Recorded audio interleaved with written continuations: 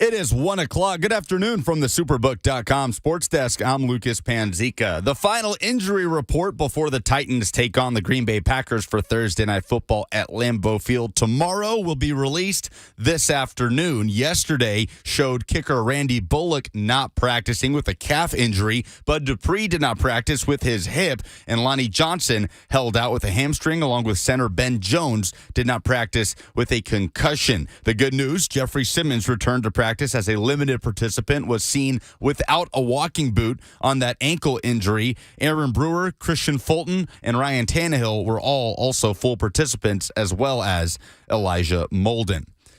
Tennessee basketball in action tonight. They tip off at 6 p.m., hosting Florida Gulf Coast at Thompson Bowling Arena. And the latest college football playoff rankings released yesterday with an unchanged top 5. Tennessee in at number 5. LSU moved up to 6 ahead of USC. For all your foundation repair and waterproofing needs, visit USSTN.com. Breaking news at once in your home for the Titans and Vols. This is 104.5 The Zone.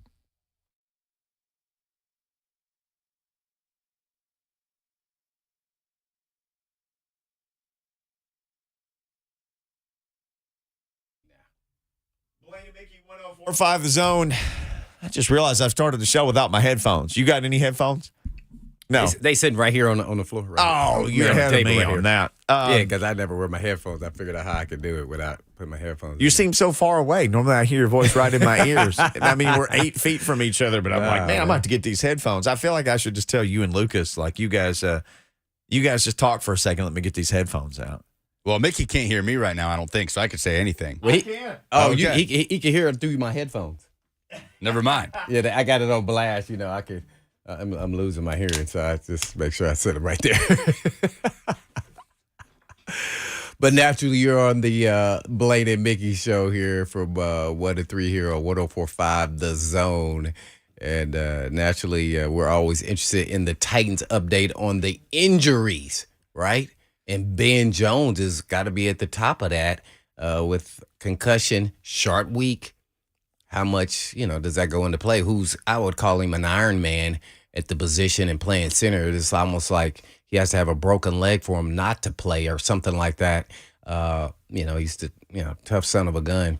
So I'm interested to see where his status is and if he's going to, play or not. If I was a betting man, I would bet that he is actually playing. I have no inkling, no inside on anything because I don't have inside information like that. And I'm believing in who he is and that he's not going to miss a game. He's only ever missed one. Oh, just one? As a high school, college, and NFL player, he's missed one game. Oh. And it was 2019 at the Carolina Panthers. Oh, I didn't even know that.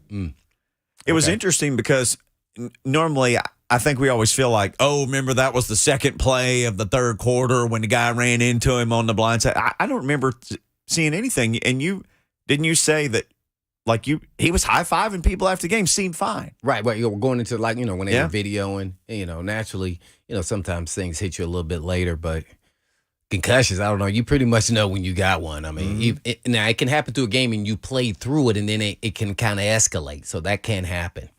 But I was a betting man. I just don't see him missing. But, man, if not, then who's up? Corey Levin? Or do you start moving pieces around? Oh, that's $1 million question. I don't want to do that. Yeah. I don't like that moving. To break a second thing, to fix one thing. I'm not a big proponent of that. There's a reason why he was a backup center. That's what you can do. Come on. Let's keep all the other parts in place and let's keep it moving. Yeah, and it's funny because there have been times where the offensive line was beat up and you've seen the Titans go and win a game, with Dylan Radins playing left tackle or whatever, different things. They seem to be, a lot of times we talk about Mike Vrabel and his best coaching performances are when he doesn't have key pieces available. Well, Ben Jones would be a key piece if he was not available. Oh, no. He's a rock there in the offensive line. And I get why some coaches do put another player in. Like, if that player is a really good player and he probably is borderline starter guy, you say, this is an opportunity, put him at guard and we can move our guard to center because that's what he's projected to be, here in the next year or so. And that's probably going to, and let's see what that looks like going into next season. And we'll get a, case study here to see what they look like, in a game. So I get why they do it, but man, that's always tough sledding. It never works out most of the time the way you really want it to. But, they would know better than us. They're working with the guys every day. They understand the chemistry and everything that's needed at the center position, making calls. So sometimes you want someone who's been in the flow and knows all the calls and been in the action this season. Mm-hmm. So I'm watching that closely. Naturally, I think Fulton practiced yesterday. I don't know. Did Dupree? I don't think Dupree Did not practice. He did not, but I Big can tell Jeff you. did. Yeah, I can tell Limited, you. yep. Limited. Randy Bullock didn't practice. So this is what we know from yesterday. Randy Bullock did not practice Monday or Tuesday. Bud Dupree did not practice Monday or Tuesday. Hip. It's a calf for Randy Bullock. Caleb Farley didn't practice Monday, and then he went on IR. Cody Hollister did not. Cody Hollister, starting receiver. He's been starting. He did not practice Monday or Tuesday. He's got a back issue. Lonnie Johnson did not practice Monday or Tuesday, hamstring. Ben Jones did not practice Monday or Tuesday, concussion. So Big Jeff did not practice Monday, limited on Tuesday. Now, he didn't play on Sunday. Right. So this is just a little bit more time for Big Jeff to get himself there. Get his ankle to a point where he can, stay on the football field and not affect his play. I think that was what it was more about. I guarantee he would have fought through it. He may not have been the same player, but with the short week, he definitely probably would have missed this week. That's what they were probably thinking. And I think we can beat the Broncos without him. You mentioned seeing video of Elijah Molden. We were talking about him yesterday, and I was like, man, I worry about that dude. You're like, he said he's good. He was full participation yesterday. Yeah. You know what I actually heard? I forgot whose video it was. Correct me if I'm wrong. He said he may have tore some scar tissue from his injury. Oh. And sometimes it scares you because you're breaking up the scar tissue that, you feel you're like, oh, I hurt myself again. And then you realize, oh, no, it's fine. It's fine. I did something, and they tell you, oh, no, that was scar tissue around the injury that accumulated over, whatever surgery he had in the groin area or whatever he had. And then now you feel much better. And that's exactly what he said. And that's happened to me maybe like with my knee or something. But, man, it is scary because you think you've re-injured it again. Do you guys, Lucas, you would remember? That's what it feels like initially. And then you go, well, there's no swelling. And that happened like in the fourth quarter. And that's why they like, let's go in. And he's like, no, I know I heard it again. And you feel definitely sure you did. And you go, oh, no. You do the x-rays and everything. Oh, no, you just got some scar tissue that kind of broke up, and now you're fine. Do you remember? Like, whoa, yes. Lucas would remember this because he wasn't born. Do you remember late in Elway's career? He said, Elway who? Something happened. You talking about in his shoulder? And they thought he had hurt it. And so they sent him to the doctor, and the doctor's like, no, that's scar tissue from years ago from something you had done. You just ripped it loose. Because he was a pitcher, too, as well. And then he went out and could throw it even farther after that. It was scar tissue that broke loose from some old injury of his. Yeah. So that happens at times, especially when you have surgery. And that happens a lot of times with guys with ACLs. That's why I used to sit in when I was in there in the training room when I was rehabbing a scope knee. I would ask them all kind of different questions, and they were like, oh, I broke some scar tissue the other day. Now I have more range of motion. I feel like I'm almost back to normal. I mean, those things happen with all surgeries, just some more than not. Sometimes it doesn't happen. So, yeah, it's kind of a scary deal, though. It kind of scares guys. It definitely scared me. I'm sure that's what happened with Elijah Molden. Well, I know you're our foremost expert on groins. Nobody knows. Director of content, among your other things, but you're also our abductus longus expert. Yeah. So that was definitely exciting to see that he was, at least back practicing. It felt like he interviewed, thought like, I think it's a great shot I can play. What did you think about him on Sunday? I thought he did a good job. Now, naturally, he was the one who didn't carry the flat route for the go there with Virgil from Appalachian State, right? The undrafted free agent. But it was communication from the jump, everybody involved. So you could say that was his responsibility, which it was, but there was a lot of miscommunication even before the snap, and only 2 guys versus 3, and then guy running over. It was just like, So, those things happen. You just don't want them to happen. So you could say that, but if he would have had everything all they lined up, I thought he played solid. He did some blitzing, did some tackling. I think he's still feeling himself for what he can and can't do. when you're injured and not to make everything worse. So you got to trust your body. And sometimes you just got to say, forget it. But definitely don't want to match up against my man Watson, though. We run to 4-2. Don't want him going against that guy. I'm hoping he has some dropsies because it's supposed to be pretty cold. Oh, yeah, it's supposed to be cold. Yeah. So, yeah, that's the guy I coveted, but he can't catch a cold. But he caught 3 this last week. But you could teach him how to catch. So I still didn't like the way he had some of his hands on some of those touchdowns, a couple of them. Kind of the same things I've said about NWI at times. He's getting better at it. You just don't look natural and fluid. I know how that feels because I wasn't a natural and fluid catcher myself. So I know what it's supposed to look like and how you lose your confidence in that based off of, breaking your wrist, breaking your finger, and then now you drop a ball and then you start second guess yourself. I can catch every ball off the daggone jugs machine, but that's totally different than when you're out there running full blast. Yeah, this is going to be an interesting matchup because I think they're going to try to run the football, Green Bay, which they've shown that's the formula for success, at least as of now. And they got 2 really good backs in Jones and then Dillon. Boy, that's a low. Yeah. I remember him in the I think that was the snow game, right? I don't think anybody wanted to tackle him. He reminds me of another Dillon that you got to know a little bit too well back in the day. Boy, I wanted to get to know him, but not as good as I did. So they're going to run the ball. So I'm interested to see it. So I don't know how much the passing game, and we're talking about Fulton too, maybe back in the fold, hopefully with the hammy and missing a game. So got to have everybody on deck. This is an interesting one because for the Packers, have they turned the corner to get back on track after having a 5-game losing streak? And then, that would have been 6, and they beat, the Cowboys in overtime there. And then Rodgers, they ran the football more than they actually threw the football, and then they were very efficient. So it kind of looked like how LaFleur did when he was here. Yep. With the Titans as the offensive coordinator. So I'm interested to see if they think that that's the recipe because I think the Titans are more geared to stop the run, as we all know, than anything else. Maybe not this running game, but we shall see. So, and then force Aaron Rodgers, who still is Aaron Rodgers, I think, just not quite the mobile guy that he was. But at the end of the day, all you're going to do is throw the football. He's still that guy. So we'll see. I'm hoping not because I don't want them to build any confidence. In the short week, they can't revel in that they, won a game and everything is coming back so fast. But they are at home. Titans traveling on the road, hostile environment. Lambeau, it's gonna be a good one. Is Green Bay favorite? Who's favorite?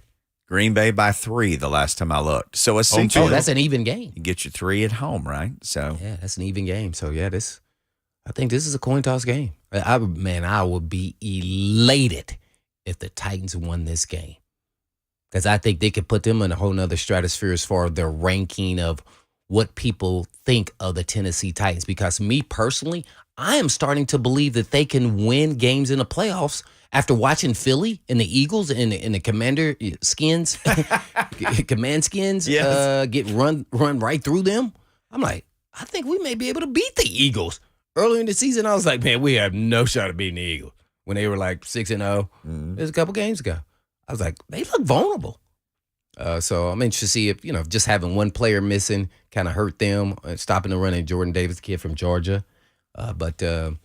Yeah, I think we can play with the elite teams, but a lot of things have to go their way, and they almost have to play perfect. When I say perfect, like just don't have get behind the chains, don't turn the ball over, just play them even, and the defense is going to keep them in games. And then all they have to do is make a play or two here or there throughout the game. And then I feel really excited that they threw the ball on a 1.5-foot Tannehill. And that's all because, guess why? They were forced to right before the half, and they drove right down, and they said, this is the recipe to beating the Broncos. Give the credit to the coaches and said, we're going to come out throwing the ball second half. And they did. And everybody's mad that they didn't get the ball to Henry. Well, guess why? Well, Henry wasn't getting no creases. There was nothing. Yeah. Now, you can say they weren't patient. Well, guess what? I now believe that they can throw the football. And I'm not saying the NWI is going to have another 100-yard game, and I don't even believe he's a number 1. That's the role he's playing now, to be honest. And he's not a 1. He's really, in my mind, a 3. You can get away with him being a 2 at times, with some guys getting injured, but you don't want to do that on a consistent basis. I think him being a 3, he's always going to win versus number 3 DB. See, so that's where we're at with the receiving game. Robert Woods is a veteran who's coming off an ACL. He's just a good player. He's not what he was. So I'm encouraged by that. I'm actually excited about it. I didn't think they could win that way. That's why I kept on saying, is this sustainable, them not throwing football? Like, they hung in there with the Chiefs. What they do, 10 times? 14 times? They threw a little bit more, but they completed 6. Yeah, that can happen. I'll tell you what, I'm encouraged. You appreciate Tannehill now. All the fans who wanted to trade for and wanted Tannehill out of the way after him missing 2 games, I think everybody go, oh man, we really appreciate Tannehill. I think that's what everybody, all the fans who were the naysayers. Yep. Lucas was one of them. Nah, just kidding. I'll tell you what I appreciate and I'm excited about. It's talking to Dorsey Levens, the former Packer, and your former Eagles teammate. Oh, yeah, but we're going to get him at, 120. Yeah, next, right here, Blaine and Mickey. I have headphones, too. Oh, crap.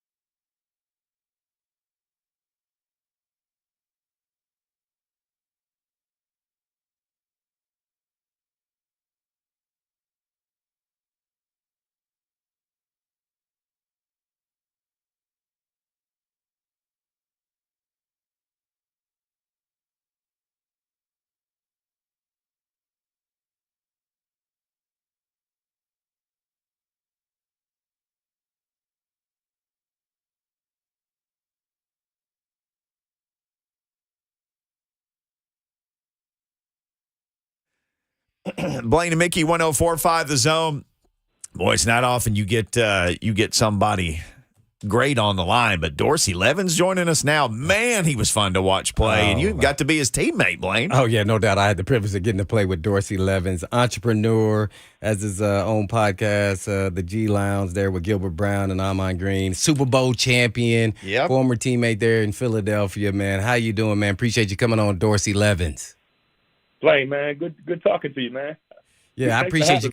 Yeah, coming on and talking a little Green Bay. I know you guys all stay in touch and follow the Cheeseheads. And so I first have to start off with, man, what does the win after having a 5-game losing streak? I was never part of a 5-game losing streak, I don't think. At least I don't want to remember that anyway. That is, getting that win in overtime versus the Cowboys. Do you think now that they've gotten that win that Aaron Rodgers and crew have turned the corner, or is still yet to be determined on this short week? Well, first, let me start off by saying I have been a part of a 5-game losing streak. I had in 11 years in the NFL, I had one losing season with the Giants. We were 4-12. Oh, and that by this time of the year, you already making plans to go home. So it's just the worst feeling ever. I was like, man, this is the worst. Anyway, it's yet to be determined. They had a good fourth quarter last week, and coming back and beating the Cowboys in overtime, but they got to be more consistent. Christian Watson finally put a full game together after, some drops earlier in the season, some injuries. The running game is going pretty well. Defense up and down. But yeah, the jury's still out, man. When you lose 5 games in a row, obviously you got some issues you got to deal with internally. But the win against the Cowboys is a good start. Well, I didn't watch thoroughly the Cowboys game, but I did watch the Detroit game, and I saw Aaron Rodgers throw, those 3 picks in the red zone, and they're really all on him. So I'm interested to see what have been your thoughts on not only his play in totality this whole season, but also his leadership and how, he's going about his business with some of these new generational players who may take it and look at it a little differently. We talked about that on our podcast, the NFLApodcast.com. Early on in the season, it's like, you know what? It is a new generation. We don't know how they're going to respond, how this is going to work. Last week, after they lost to the Lions, I was like, that didn't work. I think it backfired because those guys aren't playing well, and I think it just puts more pressure on them. Because now, not only do the guys in the locker room know that you're underperforming, but everybody in the nation knows. So I don't know. Maybe if they turn it around, maybe it will come back around to work out. But I think initially, just my thoughts right now is that kind of backfired a little bit. Well, I saw that they released Rodgers, who was T. Martin's son here in Tennessee, and then the Hill kid is a running back. I guess haven't been watching them throughout the season, so I can't say that. But what was the reason for release? I think Rodgers is a returner, maybe he had some fumbles there. But kind of take us through why do you think those guys were released? Well, Rodgers, he had 5 fumbles on punt returns this year alone. Ooh. We're only on game 10. And you know how that go. And actually, the fact that he was given 5 chances, I thought was pretty generous. So I'm not sure about the other guy. I'm not too familiar with him, but that's what happened with Rodgers. I didn't know that was T. Martin's son. I had no idea. Yeah, that's T. Martin's son. That had when he was, I think, in college. But he definitely have a relationship with him because they've been together numerous different times because he went to Clemson and there was pictures with him all the time. And I talked to him. But we're on with Dorsey Levens, former All-Pro running back for the Green Bay Packers. So, Dorsey, when the Titans get off the bus, they're not bringing this array of receiving talent or, a quarterback who likes to throw it 40 times. They're basically bringing Derrick Henry to your town. How do the Packers stop the one thing that the Titans really want to do, and that's run Derrick Henry a lot? I don't know if they can sneak a couple of extra guys on the field to put in the box. Get Gilbert out there? Yeah, exactly. You guys, I think you guys are 31st in passing in the league. I know Tannehill just came back last week. Man, you got to stack the box. Everybody's got to have their attention. You almost got to go high school on them and put like a picture of Derrick Henry in everybody's locker on defense to know that this is the guy we got to stop in order to win. Titans defense is an interesting challenge for Aaron Rodgers, which I didn't know this. He doesn't have a 300-yard passing game this season. I saw that in a graphic today from CBS Sports. The Titans give up a whole lot of passing yards, Dorsey, but they hit the quarterback a lot. They get a lot of pressure. So what's the mix for Aaron Rodgers and the Titans passing offense to maybe get that 300-yard day against the Titans, who do give up yards, but they do hit you a lot? Get turnovers. Yeah, well, I'm well aware of Aaron's stats because he's on one of my fantasy teams. Yeah, so I'm well aware of what he's doing. I think the key for the Packers, as well as the Titans are on defense against the run, they have to establish the run because Aaron Jones and A.J. Dillon are really the strongest points on their offense right now. So, they got to pound the ball, whether it's 3 yards in a cloud of dust. They have to establish some type of run, and then hopefully that'll open up some play action down the line. Aaron can hit some passes, but I think a lot of it has to do with confidence too.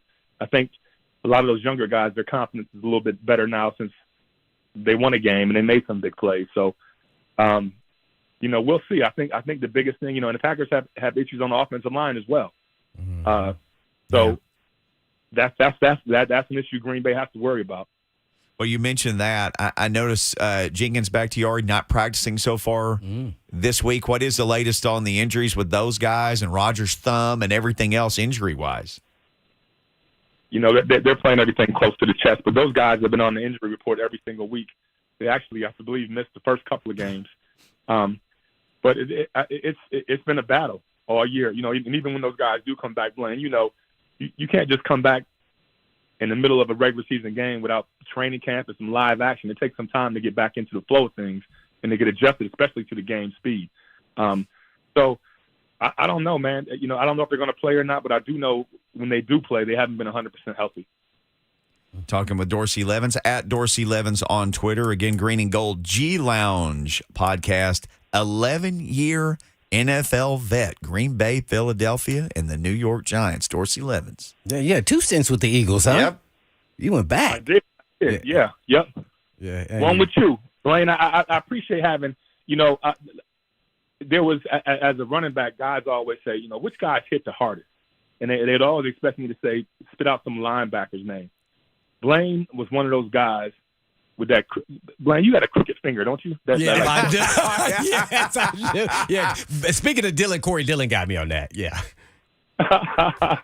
Yeah, man. I just wanted to say, man, you were one of the guys that I had a very, very healthy respect for. There were several strong safeties that you always had to know where they were. I wasn't afraid, but if I wanted to keep my head on my shoulders, I needed to know where they were just in case. And Blaine, you're one of those guys for sure. I appreciate that, man. But you brought the load, though, man. You ran hard, man. There was no doubt about it. We on with Dorsey Levens, man. And I'm glad you brought that up because it makes me think about if you're looking at the game today, Dorsey, what running back that's in the league today, if you can think of one or two, that you think kind of favors your style of how you were as a running back?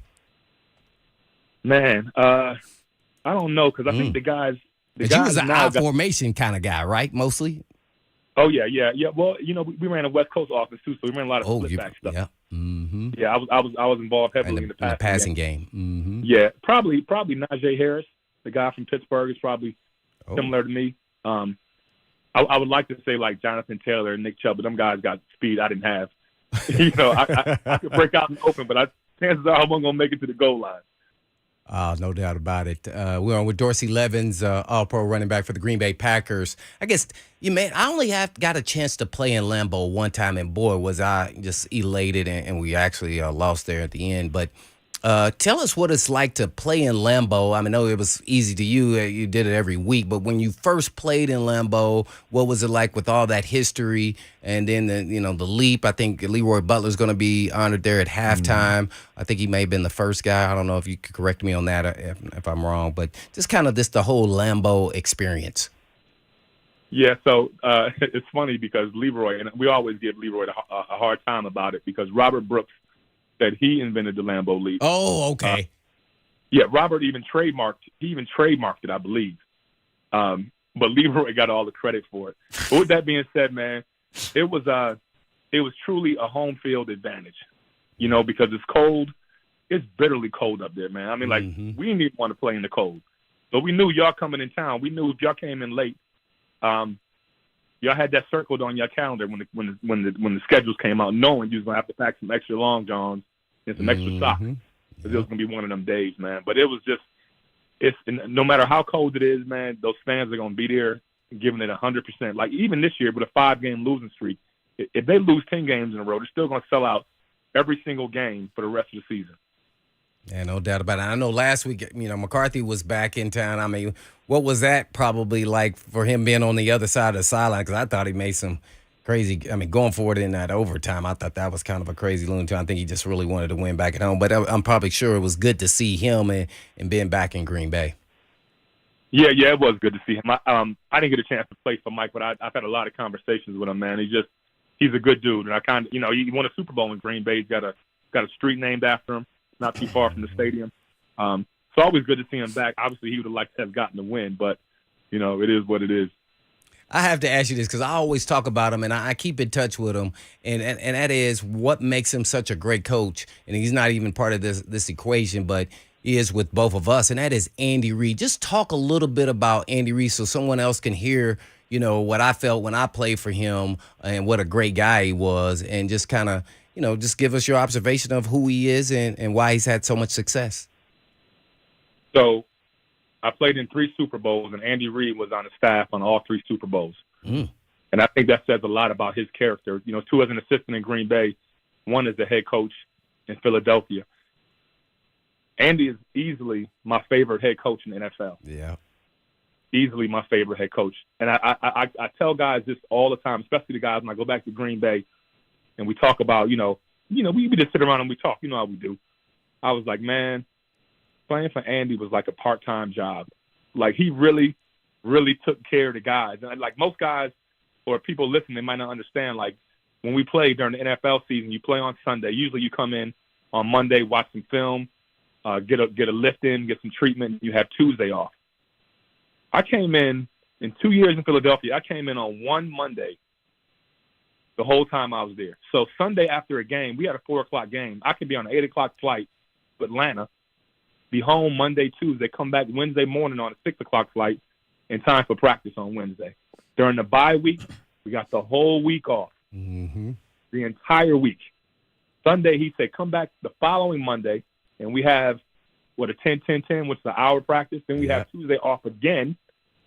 I was like, man, Andy, I could have played for 75 years with you over here. Yeah, also he was just down to earth, really, just like one of the guys. So, but yet he was the head coach. So his personality was just infectious to me, and I thought he was a great person, let alone a great coach. But let's go in and talking about coaches to now GM. What do you think of the job that Gutekunst has done there as far as his drafts with Green Bay? Because there's always skeptics about, they should have took some receivers higher in the draft, or you don't have enough weapons and all those things. And then now to see that they cut 2 guys that were part of the 2021 draft class. Yeah, that doesn't look good. From the outside looking in, it just doesn't look good. I think in the past they drafted well. And Green Bay's philosophy has always been not to go out and get a lot of free agents or, I don't know the last time we traded for somebody during the season. I don't remember the last time the Packers did that. But with that being said, the last 3 years going to the NFC Championship, not going to the Super Bowl, but making it that far, they got to be doing something right up there. Just like anything else, I think all GMs you're going to hit with some guys you're going to completely miss. That's just the nature of the business. But I think overall, they've done a decent job. I would love to see them get more involved in free agency. I think maybe the last big free agent signing they had was Reggie White, if I'm not mistaken, like big time free agent in Green Bay. So if there was one thing I would like to see done differently, I would like to see them bring in guys that could help right away when they need it. Well, with Dorsey Levens, 11-year NFL running back, All-Pro Super Bowl champion, as well as, I forgot to mention, also an actor, too. Man, this guy does it all, man. Can't believe we went with Dorsey Levens, for sure. Dorsey, I know nationally everybody pays attention to what Aaron Rodgers does and if he goes on vacation and if he does this and that, and a lot of talk about his off season and maybe did he prepare enough? Was he prepared? what do people in Green Bay think about Aaron Rodgers? What do people on the team, around the team, and in that town think about him? I can't speak for what's going on in the locker room because I'm not I'm not in there. But I tell you what, man, and it's weird because I've been to several events in Green Bay, not just this year, last year as well. The fans got a little bone to pick with Aaron. Like they're not completely happy with him. Like the questions that ask me are always like, what do you think about Rodgers? And it's not like they're waiting for a good answer. Like they're kind of egging me on to say something bad. So he's not in the best of graces with the folks in Wisconsin right now. All right, on the way out, I got to ask you this.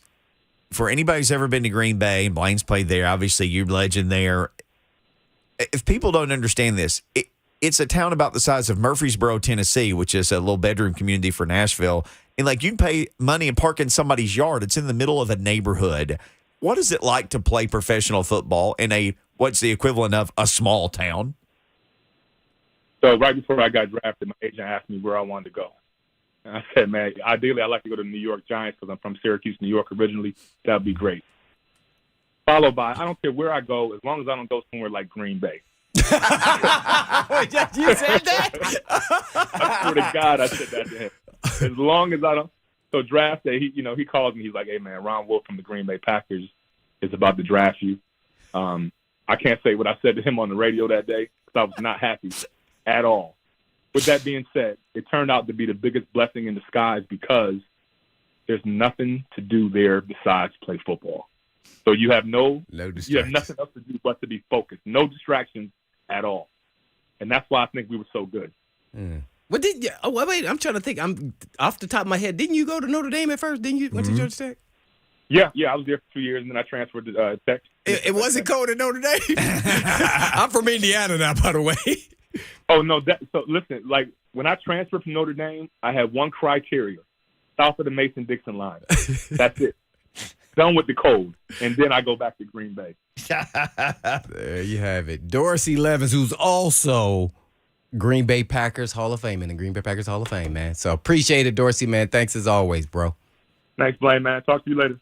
Appreciate Great it. stuff. At Dorsey Levens, again, Green and Gold G Lounge. I love the name of their podcast. Yeah. Fun catching up with him. We'll catch up with you on the other side. Blaine was talking about Ryan Tannehill earlier. Normally, at some point during the week, I've got like stats. I got stats. I got some Tannehill stats. You always got stats. You got the stats coming out the wazoo. I got Tannehill stats out the wazoo. Maybe if you don't appreciate Tannehill, you'll appreciate him a little bit more after this. We'll tell you what it all is next. Wazoo.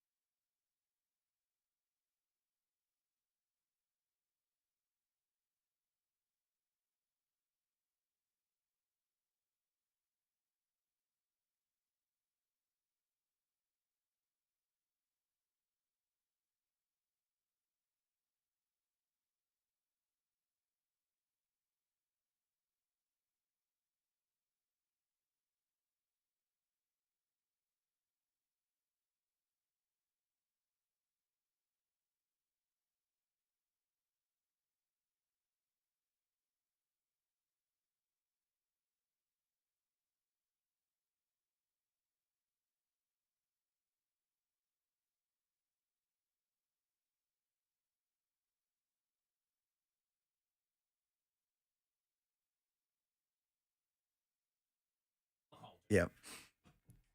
Blaine and Mickey, 104.5 The Zone. Listen, save the date. 104.5 The Zone's annual Toy Field Drive presented by Hardee's to benefit Salvation Army's Forgotten Angels is Tuesday, December 6th. By the way, Hardee's brought us some food to the Titans pregame on Sunday. Man, that was good. While you're out doing your holiday shopping, remember those in need this holiday season. Pick up a gift or toy and help us build a field of toys on December 6th. For more information, you can visit 1045thezone.com. It's the best day we have every year. I mean, it's always cold, and that's part of the deal. But, man, you guys and you gals, people always ask me, like when I go places, like people have heard of the Zone. And everybody asks me, what's it like to work there? I said, amazing people, super talented people. I feel lucky to be there. But what makes the Zone is not the people on the station. It's the people who listen to the station because they're just incredible. Mm-hmm. I mean, we ask you guys every year, hey, man, would you bring us some toys and let's get them to people who need them? And every year, that whole field gets filled up. Mm-hmm. And the truckloads of people and people bringing bicycles. And, you know, there are people who come and you can tell maybe they're not in the best circumstances, but they still spend some money on somebody else. So you guys are the best. You're a blessing. And this is such a great chance to bless others. December 6th, Toy Field. Every year. They exceed expectations. That's the community here in Tennessee. That's what we're about. Boy, this state and these people, especially around here, absolutely amazing. And again, feel very fortunate to be part of that. Big part of this community is one Ryan Tannehill, the quarterback of the Titans. And Blaine, you were hinting at some, earlier about him being available and what he means to the team. And I thought, well, that's ironic because I had written down all these stats. Blaine is just subconsciously leading me to this. So there's a guy, Ian Harrods, who works for Pro Football Focus. I saw this tweet of his. May have been Buck that retweeted it, and that's how I saw it. Pro Football Focus passing grade. This is all stuff about Ryan Tannehill since he joined the Titans. Mm-hmm. So he became the starting quarterback, week 7. He took over week 6, halfway through the game against the Broncos, never looked back. So since he has joined the Titans, his Pro Football Focus passing grade is 90.3. That's 4th among all the quarterbacks who qualify. His passer rating is 100.9. That's 8th. His yards per attempt is 7.9. That's 5th. His adjusted completion rate, now I don't know what all that means. It's just an analytic he put on there. 76.9%. That's number 12. He's 37-18 overall. That includes 2 and 3 in the playoffs. Per CBS, this was on a whole nother graphic. He has the same number of wins as Tom Brady in this amount of time that he's been here. And he only trails Mahomes, Allen, and Rodgers in the regular season. In wins, yes. So then the Titans send us this stat dump of stats every week. Once he throws the ball 20 more times, and he'll qualify. I guess there's just a certain amount you've got to hit to consider qualifying. But once he throws 20 more passes, he'll be the franchise leader of everybody who's ever played for the Oilers and Titans in completion percentage, and it's by a mile. His is 66.7%. The next is Marcus at 62.9%. He will also become the highest rated passer in the history of the Oilers and Titans, and that's George Blanda and Pastorini and Warren Moon and Steve McNair. He'll be the highest rated passer. His passer rating will be 100, right around 100.9. Hey. So this is just all things that I'm reading. And I don't know if it's just the game is different, but this feels like everybody's breaking records. Not just with the Titans in their former records, but across the league. I mean, for organizations. So I'm just trying to figure out, is there some happy medium here? Like when you think of Tannehill, you just say, man, a really good, solid starting NFL quarterback for years. That's what first thing comes to my mind. Mm-hmm. I don't say elite or Hall of Fame or any of those things. Just say, man, quality. You can win with them. Mm-hmm. And then next thing you know, he's gonna have records that's been in the history of the organization.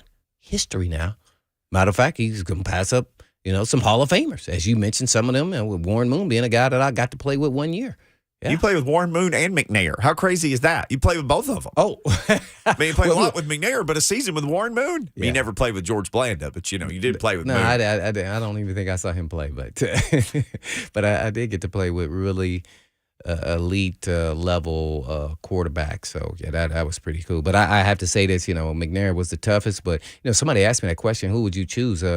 And Warren Moon threw the prettiest ball, but it's probably hard for me to really go against just who I'm built and how I'm built and how I think to go against McNair as my guy. Yeah. Jay says in the Zone TV chat, and I knew this was coming. Jay said, "Okay, now do the playoff stats because that's all that really matters." Yeah. And that's going to be the thing fair. that follows. That's fair. That's going to follow Tannehill.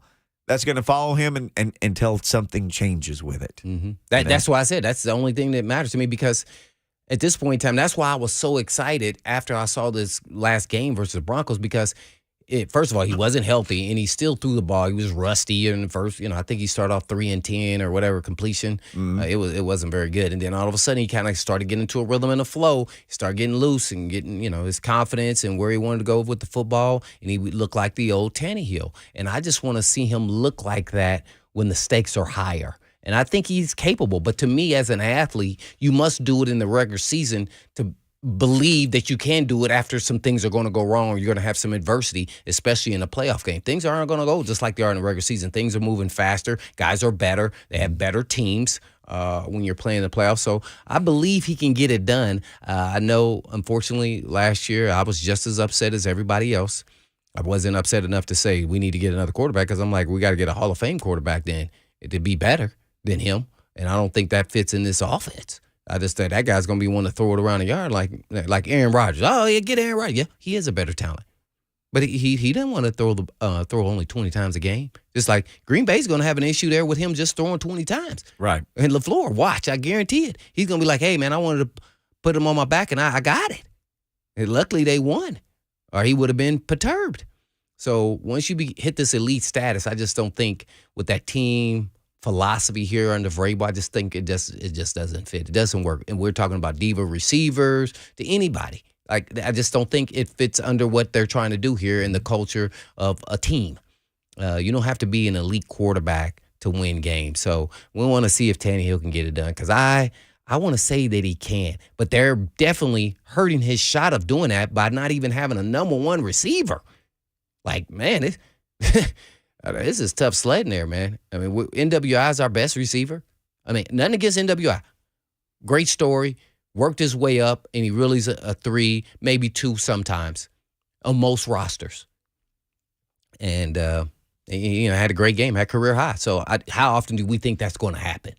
Really? And especially against a playoff team that has 2 elite corners. Mm-hmm. It's the likelihood it's not going to happen. He's not going to have any separation. They're already having issues with separation in the regular season.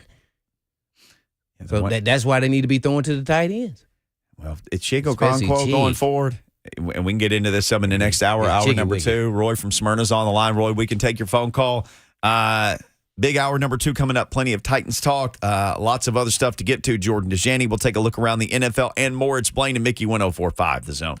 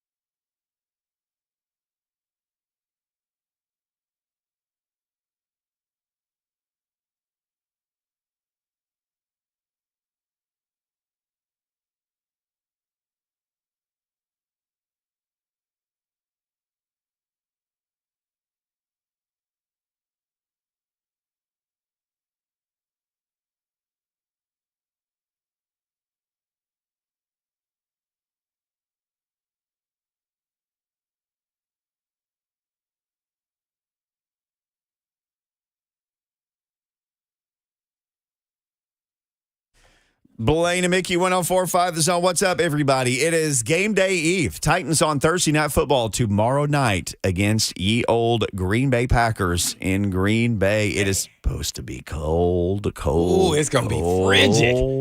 Oh, man. Well, actually, speaking of that, when I played there, I felt like the field was a brick. Oh, it hurt. I was trying not to fall down. Ooh. Yeah, unfortunately, I should have fell down a couple more times because they beat us. But it was snowing, too. I think that was and I know it is, it was the hardest field ever. But go back and look at that because we at that time were the Tennessee Oilers. What the game-like temperatures, I want to say it's 98, maybe? I don't remember. It might have, I think we were 98. Yeah, it was frigid. It was the coldest game I ever played in. Ever. Now I look back on that. Like when you walk on, and the grass was real low. So, when mud is like frozen, that's what it was like running on that field that day. It was absolutely horrible. Mm-mm. Yeah, that sounds all terrible. I can remember is, I think that was Reggie White's last game there or something. I don't know, but they beat us. That's all I remember. I didn't like losing. I got a sack though on Brett Favre. It was snowing. You got the temperature up. Oh, I got the weather forecast up. What year was it? Brett Favre hitting him, was he just like what? Oh, it was probably a little less than like hitting McNair. Probably. Okay. Yeah, these guys are country strong. Country strong guy, Mississippi, yeah. Yeah. On that sack too, he was like, that's how you got? Yeah. I looked at him like, oh, okay. That's how we rolling. Okay, I'm gonna get you next time, you sucker. Did you get him again? Nope. I got you. No.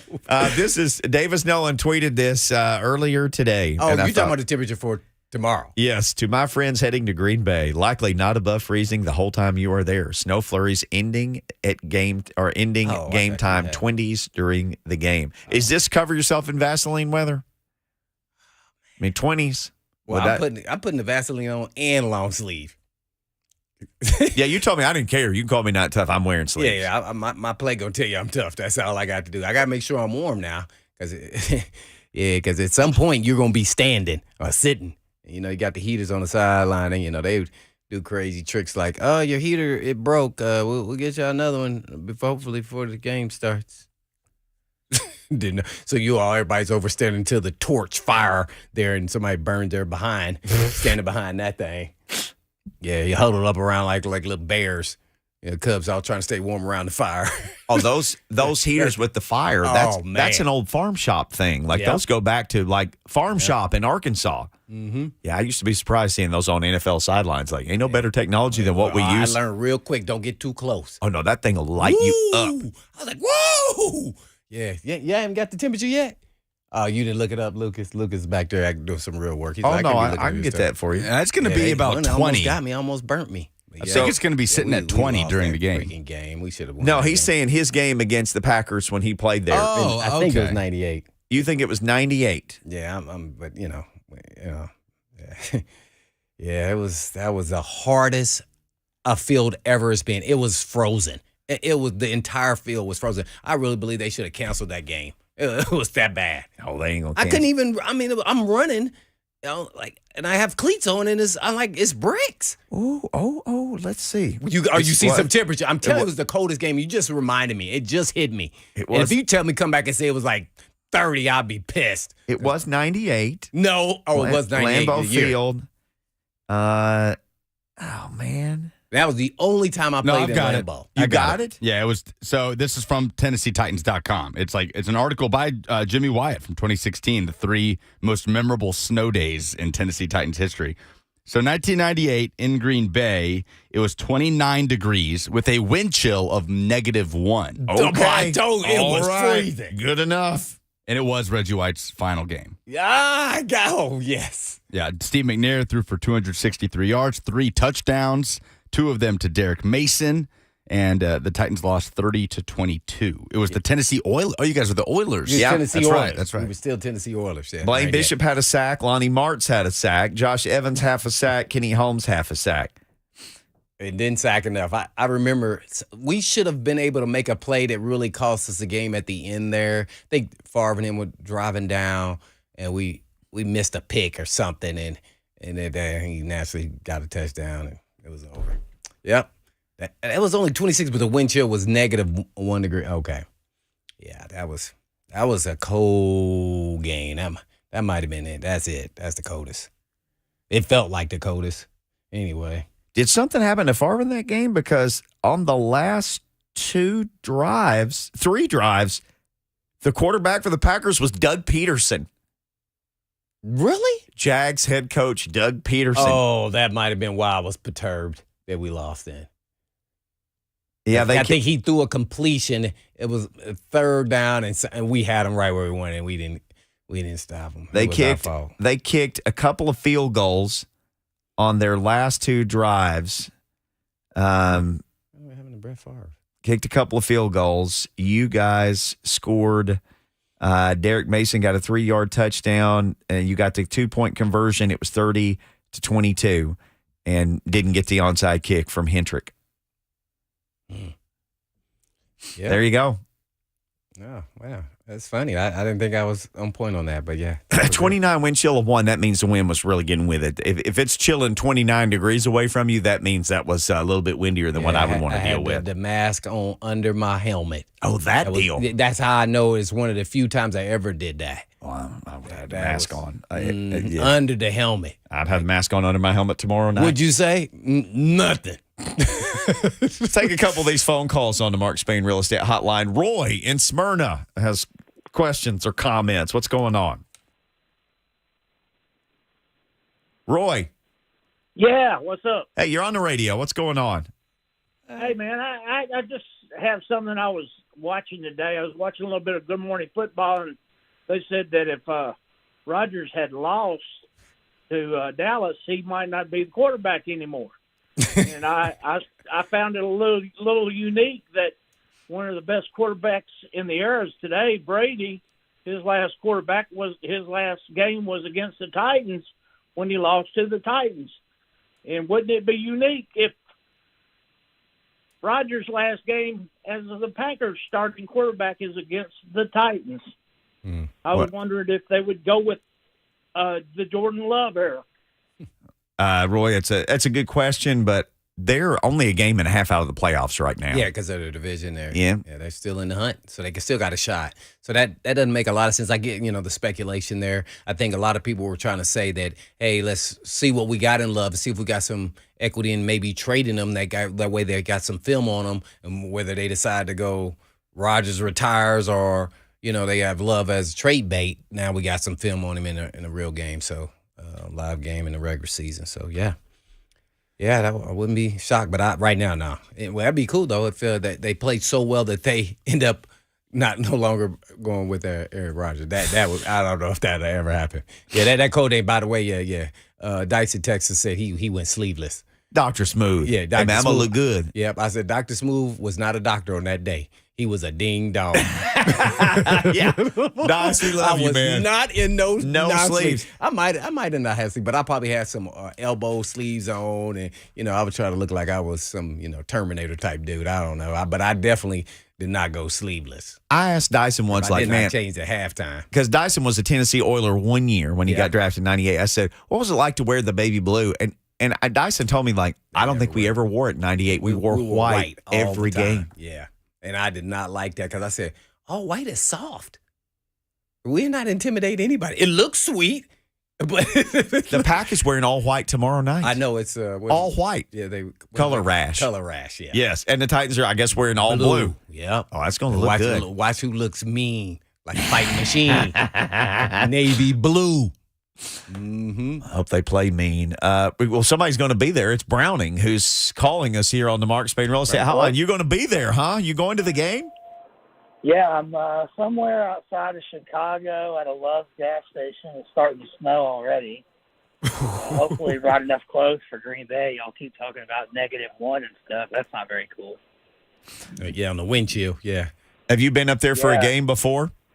No, this is bucket list. There's 4 of us in a car. We left at about 8 a.m. this morning. We're 300 miles away. It's like 3 hours out. So, Oh, any awesome. recommendations tonight? And then I guess game day. Should we go in early? What should we do? And then, yeah, just looking forward to being there. Yeah, they've done some renovations to the stadium, so I think you can they have different, I think, tours that you can actually do there. Not sure if it's open to the public at all times, but yeah, I would definitely get there early. I would try to go to the Packers Hall of Fame if I could, because Yeah. they have an amazing Hall of Fame. And I mean, like Packers Hall of Fame is Hall of Fame, because it's like Bart bunch of Starr and all these people. Oh, bunch of them. The history there is big. Yeah, for sure. Do all those things, and you'll be shocked when you get there. By the way, Brandon, congrats, man. You guys travel safe. Oh, make sure you call in on Friday. Tell us how Definitely. the game was. Need to call back in on the way home. Boy, I'll say this too. I got to go there one time to a game, and it was still warm. It wasn't cold, thank goodness. But like you're walking through the parking lot, their fans are like, "Hey, come have a brat. Hey, come." Yeah. They're just having a time of their lives. They want you to have fun with them. It's like it is truly like a college game. Even being in the middle of like a neighborhood, and you can pay to park in somebody's yard, and they share their food, and oh my gosh, I was so stunned because no one informed me that it was like in the middle of a neighborhood. Like that wasn't even a topic of discussion. Like, oh yeah, they're in the middle of a neighborhood. I'm thinking Green Bay, it's gonna be a big old stadium out in the middle of nowhere, and it's gonna be awesome. And I go, man, where are we going? Why are we're doing a cut through a neighborhood? I said, no. I got up and walked up and talked to the bus driver. Like, hey man, where are we going? Hey, oh no, this is the way we go to the stadium. yeah. I said, to a neighborhood? They said, oh, no, the stadium, it'll be right. Those trees, as soon as we get further down, we can look right at the stadium. I was like, what? It's in the middle of this neighborhood? Yeah. He started laughing and said, yep. Like, you didn't know that? That's how he was looking at me. I said, I had no idea. So I got one time to play in Lambeau, and I'm so excited that I did because, man, I definitely knew everything about Lambeau. And when you walk out of the tunnel, there's a row of bricks, which I guess were the original floor. It's just a little strip of bricks. But and I asked somebody when I went there, like, he said, that's what it all used to be. They left this just because of who has walked across it. Oh, I don't even remember that. Yeah, there's one little row of bricks. I was in a different mindset. I probably said, I'm going to step on these bricks. Oh, I was in the mindset of like, tell me everything about everything. Detail. Oh, man. I was in the mindset to hear about everything. History, right? No. I was all about that history. We're done. Hey, this first segment was history of this hour. When we come back, though, Jordan Dajani, let's talk NFL headlines and more with our buddy from CBS Sports.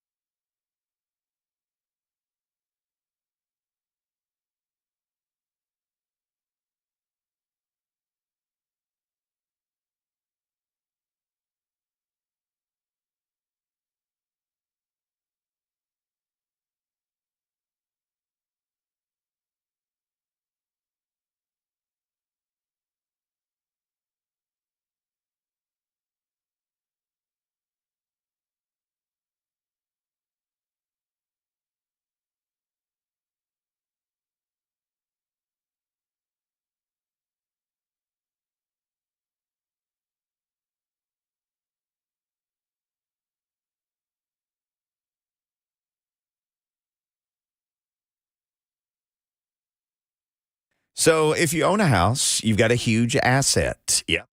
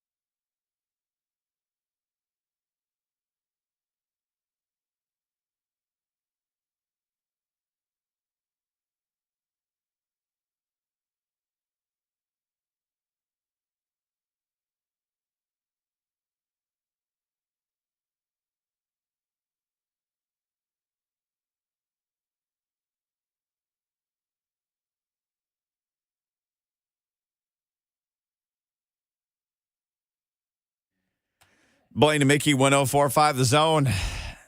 You get in funky here, Lucas. No, man. Well, it's gonna get funky in Buffalo because it's supposed to be 6 feet of snow. Somebody asked on the chat, like, Excuse me? Somebody tweeted out, not somebody, Pro Football Talk tweeted out. That's how big a deal it is. It's supposed to be 6 feet of snow Sunday in Buffalo.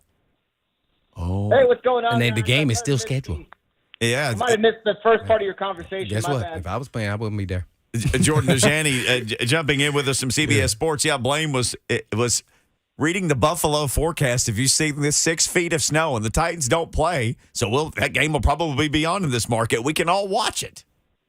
Oh, my goodness, man. Yeah, I was looking at the lines earlier today, and now that they're expecting 1 million feet of snow, I don't understand how the Bills can be 8-point favorites in this kind of weather. I get that Josh Allen, the last time he played in freezing weather, I think was the wild card game against the Patriots, where he threw like 5 touchdowns. And, of course, this looks like a prospective bounce-back spot after their loss against the Vikings. But 8 points seems a little high, and the over-under at 41 is kind of interesting as well. Yeah, I bet old Vegas will start to drop those numbers pretty quickly if the money starts flowing in. All right, let's start with this. Is Mike Vrabel right now, we're, wink, wink, nod, nod, halfway through the season, is Mike Vrabel coach of the year for you right now at this point of the season? I mean, I think he should be. When you look at what he's been able to accomplish with this roster and this lack of a wide receiving core, I mean, just take the Kansas City Chiefs game, for example. I don't know what coach can go into Kansas City in primetime, hostile environment, backup rookie quarterback who didn't complete a single pass to a wide receiver with all the injuries on both sides of the ball and take Patrick Mahomes and company to overtime. That's just astounding. And, I've made my thoughts clear on Mike Vrabel. I think that he's arguably the best coach in the NFL, not only talking about the Coach of the Year award, but I'm looking at the Vegas lines right now. They're still high on Nick Sirianni, who I talked about, I think, last week with you guys. He's at plus 140 to win the award. Kevin O'Connell's kind of a sneaky sleeper at plus 275, the Minnesota first-year head coach who got that big statement win over the Buffalo Bills. I don't see Mike Vrabel up here in the top 5 when it comes to odds of winning the award. But, yeah, I definitely think Mike Vrabel should be in the conversation. All right, I feel like I should bring this up just since you brought up the Eagles, because they were beaten by the Command Skins, and the whole world saw it. They ran it down their throat, and Taylor Heineke, how in the world is that guy not going to be the quarterback even when Wentz comes back?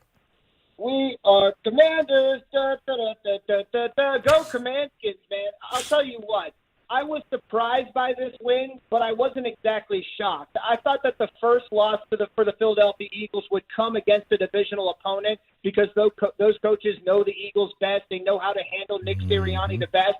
At the same time, with the Washington Commanders, I mean, I think that's probably the worst team in the division. So that's why it was surprising. And I will say this as well. I don't think that Washington exactly laid out a blueprint on how to beat the Eagles. I mean, they controlled the trenches. They dominated time of possession. They won the turnover battle. In any kind of situation, no matter who you're facing, that's going to set you up for a good opportunity to win a football game. But, yeah, let's talk about Taylor Heineke. And I've been saying it all year. This guy brings some kind of different level of magic whenever he's under center for the Washington Commanders. I mean, he's so good at throwing the ball down the field. He loves to take chances.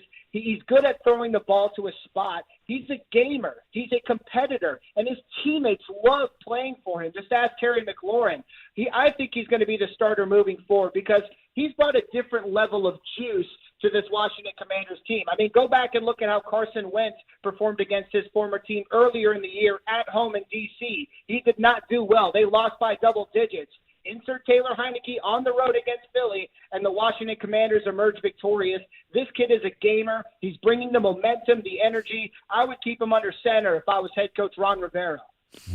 We always keep our man Jordan Dajani in the center of our shows on Wednesday because he always joins us in the second hour of the program. He's with CBS Sports talking NFL. Well, Jordan, you talked about the Commanders and the Eagles. I thought, I don't know if it's a recipe for how to beat the Eagles, but they were able to run the football, which made me think, I'm always thinking Titans. Like, dang, the Titans can hang with or may even beat one of the elite teams, even though they're in the NFC, in a game which is coming up here, in a handful of weeks. So I was encouraged that, we may be able to control the clock. I know they had a player missing, Jordan Davis, but he is just one player. I know he's a good player, and he's kind of a run stopper, but he does more than that. But, hey, they had the recipe right there, the Commanders, of how to run the football versus them. No, yeah, you're 100% right. You're definitely onto something there, and it's definitely something that I feel like the national media has been picking up on as well. I mean, when you look at what the Commanders did to defeat Philly, that's kind of how the Titans like to operate as an offense as well, right? They want to control the time of possession. They want to control the trenches on both sides of the ball. They want to win the turnover battle. The way they win, that's what Mike Vrabel has described in the past as their recipe to victory. That is obviously the game plan that the Titans are going to have when they face Philly, because if you can't contain that loaded offense and control time of possession, run up the gut with Derrick Henry, A-gap, B-gap, that's going to give you a great chance to win. So, yeah, I think a lot of people are going to be talking about this Commanders game once the Titans and the Eagles face off. What'd you think about that hit by Graham there on the quarterback when he, gave up and did a knee somewhat to I guess give up on Heineke, and then he got a 15-yard penalty for hitting the quarterback? Yeah, that was, and it basically ended up sealing the game. I mean, it's definitely a topic that a lot of people have been discussing this week. But I got to be honest with you. When I was watching it happen, as soon as Graham, ran into him, yes, it was hands first. It wasn't like he was leaning in with his head, going full NFL Madden hit stick. I get that. But as soon as it happened, I said, oh, my goodness, that's a flag. The game is over. So that was my gut reaction, too. I didn't think it was that bad of a call. It's a very unfortunate circumstance, and Graham, as a veteran, a very good player, obviously should understand that he needs to hold up a little bit. But it's definitely generated this conversation about players and quarterbacks giving themselves up, especially behind the line of scrimmage late in the fourth quarter. When I saw it, I knew exactly what Heineke was doing. He was giving up on the play. He was going to be touched down by Hassan Reddick on the right side anyway. But Graham came in there pretty aggressively. He hit him a little hard. It obviously knocked Heineke backwards. I don't think he was flopping. I thought it was the right call because that was my gut reaction as soon as I saw it. Well, your gut reaction is what'd you think about the passing game of the Tennessee Titans versus the Broncos? Naturally, NWI looking like he was a number one receiver, but kind of give us your thoughts. It's just really in totality, the passing game of the Titans, because I was a little surprised, especially Tannehill, really playing on a hurt ankle. Yeah, absolutely. I mean, you got to be a little bit optimistic for this Tennessee Titans team moving forward, just in terms of them being legitimate contenders. I know that they've established themselves as the best team in the division in the AFC South, but a lot of people don't look at this team as legitimate contenders, despite them having an elite defense, despite them having the best running back in the NFL. If they can get more production from their wide receiving core, that is obviously going to heighten their ceiling significantly in my mind. And that was great to see from Nick Westbrook-Akine, right? A career day, 5 catches, 119 yards, 2 touchdowns. I get that one of those scores came off of I don't want to call it a broken play. He made a great move at the line of scrimmage on the flea flicker, but he was very productive. And, of course, that touchdown he caught right before the halftime break was very impressive as well. That's the kind of stuff we wanted to see from Nick Westbrook-Akine this year, and I really do hope it's a sign of things to come.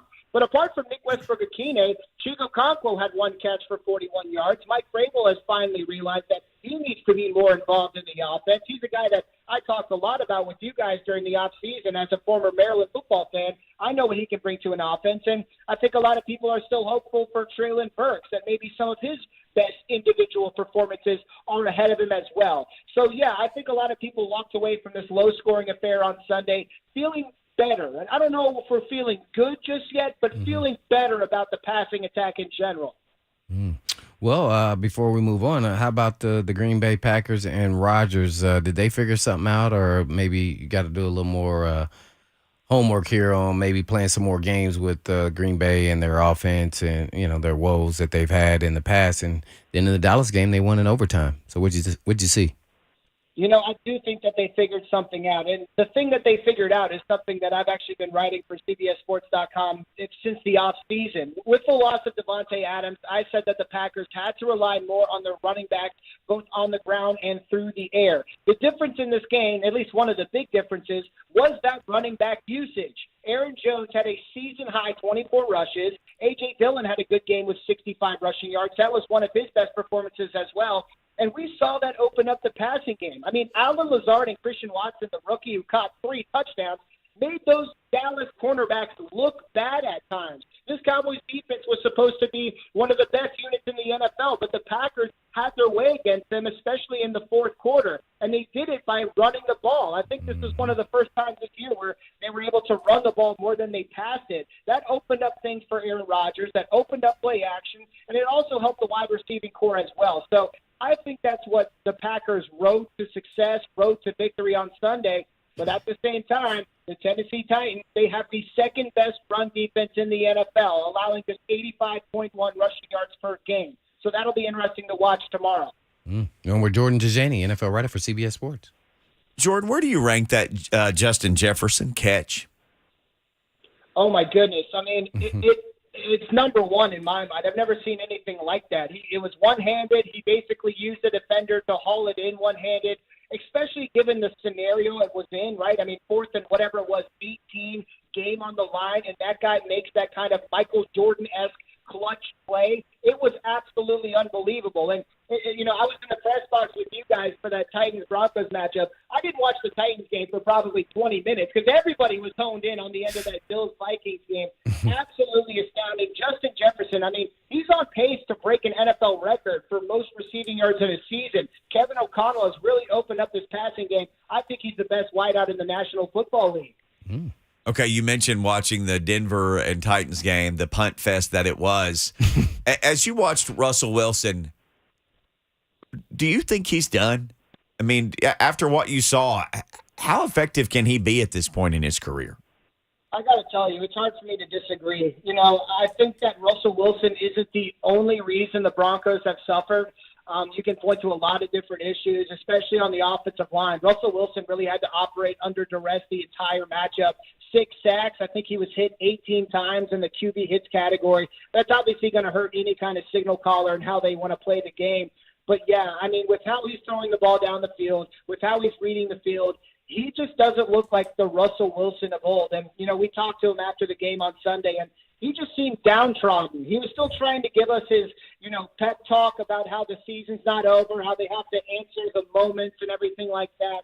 But Russell Wilson is not playing well. And even in junctures this season when he's had time to throw and survey the field, he still hasn't been good. He still hasn't been accurate. So, yeah, I really am thinking that Russell Wilson may be done. And it's very unfortunate for the Broncos because they thought that he was the missing piece to turn this franchise into legitimate contenders. And it's just been a disaster of epic proportions thus far. Got Jordan Dajani on from CBS Sports Talking Football at Jordan Dajani on Twitter.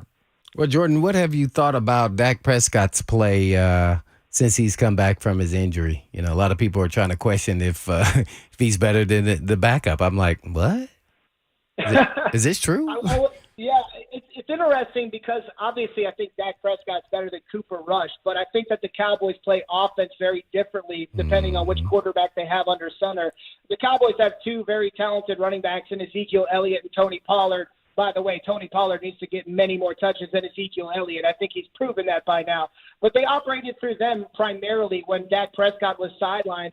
And with him back, I mean, they're obviously passing the ball a lot more. He threw the ball 46 times against the Green Bay Packers, and he found very inconsistent success, I'll say at best. I mean, the Cowboys scored all 28 of their points in the second and third quarters. No points in the first quarter, no points in the fourth, no points in overtime. Watching the film, I was looking at Dak Prescott, and he made some great throws, but he also made some not very great throws. I think he's been inconsistent, and I think Jerry Jones had a quote earlier this week talking about, you know, the return on investment that they've gotten from Dak Prescott. He hasn't exactly stepped up like the top 5 quarterback a lot of people hypothesized he would be, to step up in those big moments and make sure that America's team won games. We haven't seen that just yet from Dak Prescott, but all in all, I think he just needs to be more consistent.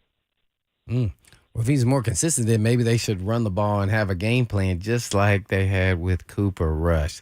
Which leads me, Jordan, to, is the NFL getting back to its old roots of the 80s and the 90s during Mickey's time? Of just running the football and letting the running game set up the passing game and the quarterback becomes a manager of the game. It was a magical time. Wouldn't it be amazing? And it's so interesting because if we had this conversation in the off season, it was the exact opposite, right? It seemed like running backs were just going to be some position that little kids didn't want to play anymore because they were just going to get beat up. They were going to get paid their money for a couple of years, and that was it for them.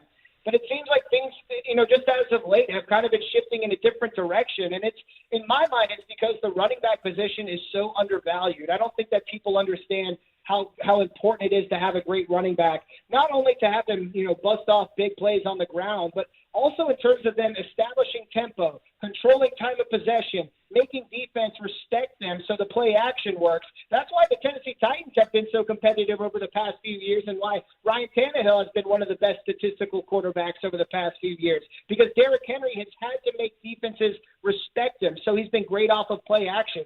The running back is, in my mind, the most versatile position on offense in terms of what they can do. So, yeah, maybe it seems like we're trending in a different direction, the opposite direction now, where people are starting to understand that running backs can carry an offense to a point.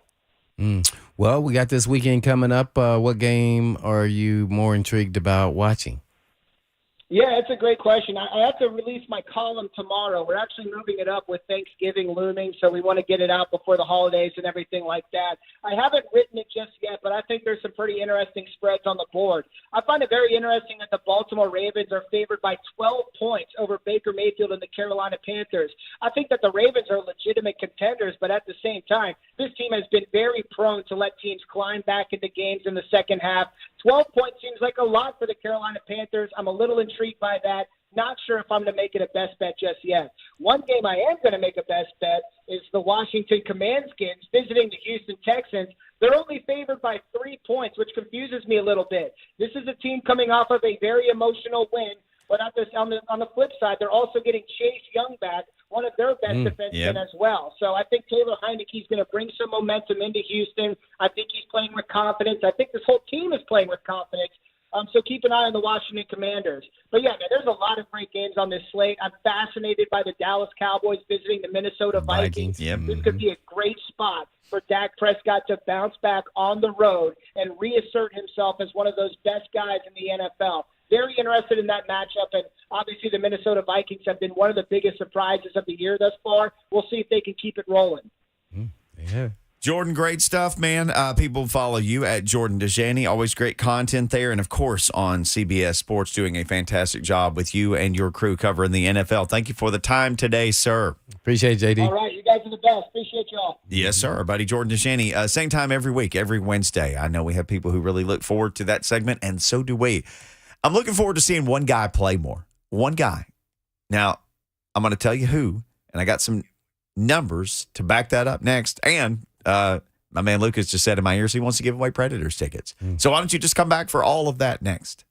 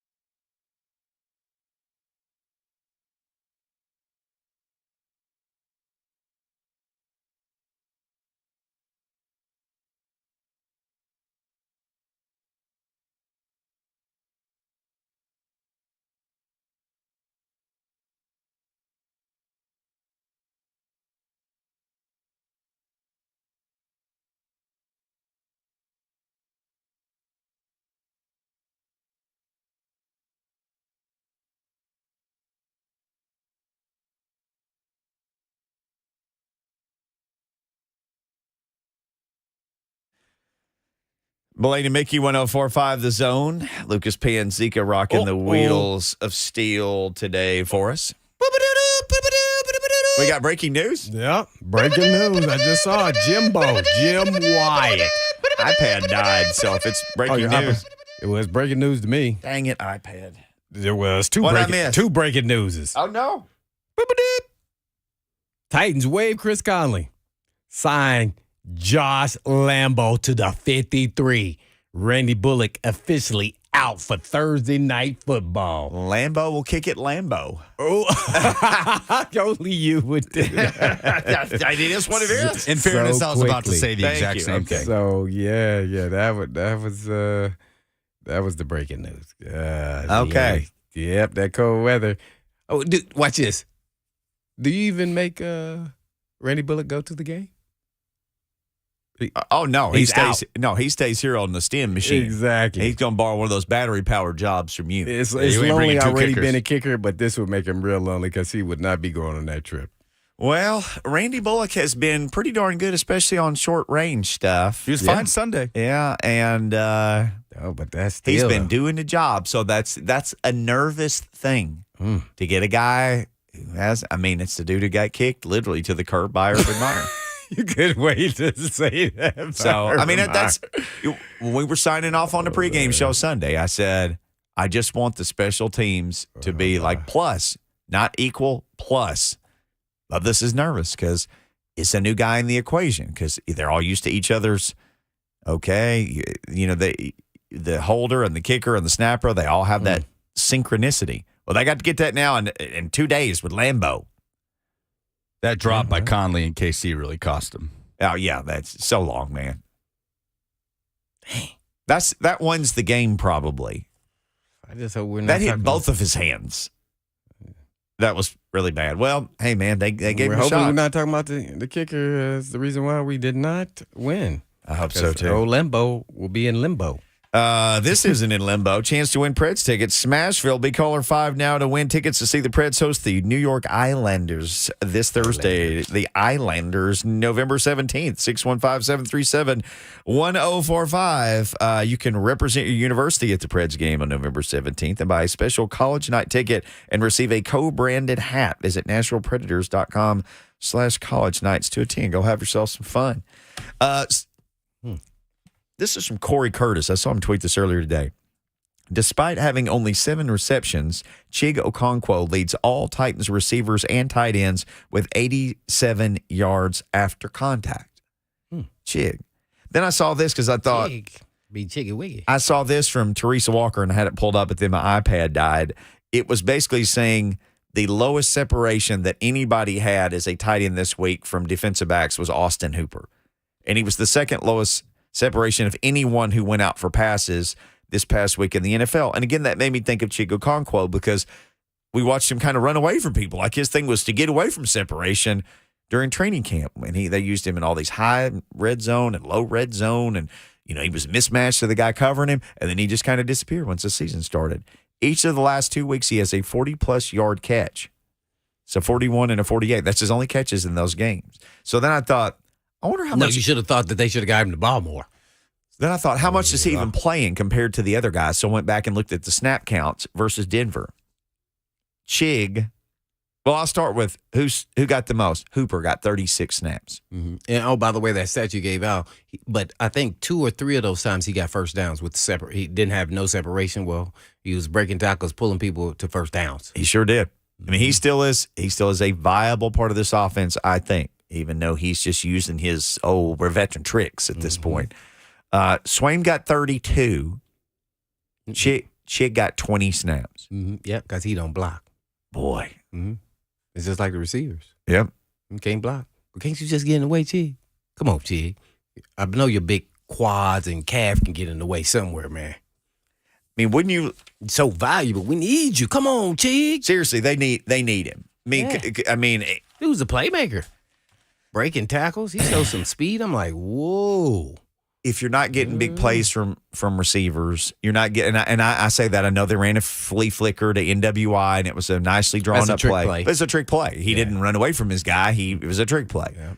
Chig is a mismatch typically against the guy who guards him. Mm-hmm. Yeah. Hey man, here's what we're going to work with you on getting in somebody's way this week so you can siphon, 7 of these snaps from Swaim or 5 from him and 5 from Hooper.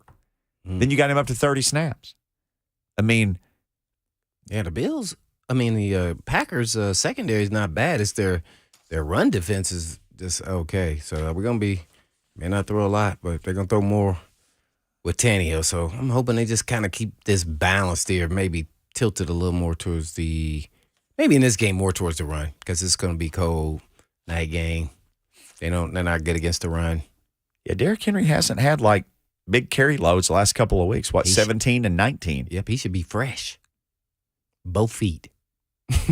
You think maybe there's something like keeping him a little fresh down the stretch for December Derrick Henry and November? I never buy into that, Mickey. Okay, I'm just asking. No, I don't everybody thinks that's what they're doing, but I think they're going with what they think can win the game. Period. All right, on the way out, this from Jim Wyatt 5 seconds ago. Ruled out Amani Hooker, Bud Dupree, Randy Bullock, Lonnie Johnson, and Ben Jones. Ruled out against the Packers. Yes, sir. Big Ben. Okay. Aaron Brewer, come on down. 3 HLs on next. They'll keep this conversation going because I'm going to be playing center. There you go. We got to get Blaine to practice. Yeah. But in the meantime. In between time. Peace, Jim.